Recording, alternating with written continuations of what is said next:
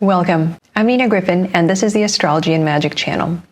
Today we will look at the astrology of the third week of April 2024. If you would like to get access to these weekly forecasts early, you can go to patreon.com/NinaGryphon and join as a patron. At the highest tier, you can also get access to my monthly Magical Elections ebook, which teaches you how and when to make astrological talismans in the coming month. April 19th, Venus will conjoin Mercury retrograde at 17 Aries as Mercury rises out of the sun's beams. Mercury now undergoes phases, or appearance, out of the sun's rays, a moment of revelation and great empowerment for a planet. Mercury becomes a morning planet, rising ahead of the sun, giving him a very visible role in the world. He is still retrograde, but his energy and direction is now fully visible.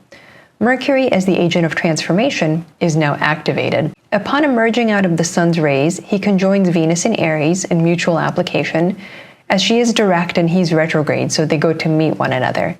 On a spiritual level, we can use the feminine force of abundance, or perhaps we meet the feminine force through an internal or external experience. Mercury is the mediating element between the feminine and masculine forces that require his intermediary role to combine to create the universe. In Aries, the focus is still on elevation and exaltation due to the suns being exalted in Aries, but also the application of force because Aries is ruled by Mars, the god of war. This is the first time that Mercury conjoins Venus in Mercury's current synodic cycle with the sun, which began February 28th.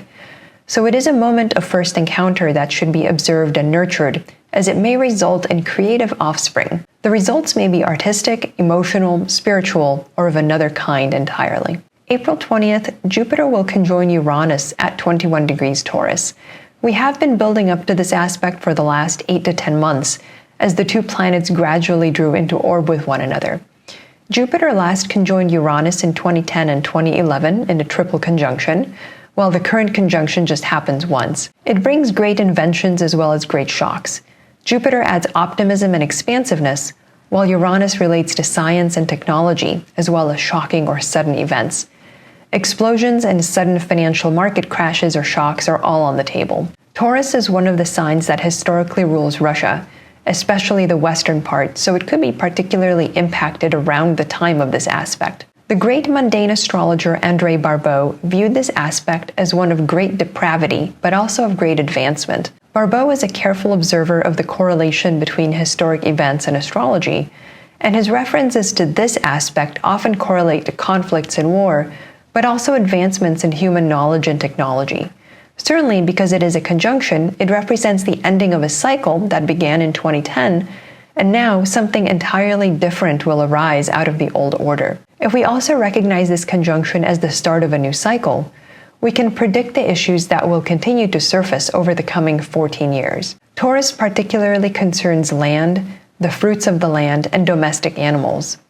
Among countries, in addition to the west of Russia, Taurus governs Iran, Armenia, Belgium, and Italy, so all of these places could be particularly important on the international stage in the coming years. On a personal level, since this aspect includes a visible planet and an outer planet, we have the chance to connect the personal to the collective. If this aspect closely connects to something in your own natal horoscope, you may have an opportunity to look beyond your immediate environment into the larger picture. You may get to do something new and see a situation from a higher and broader vantage point.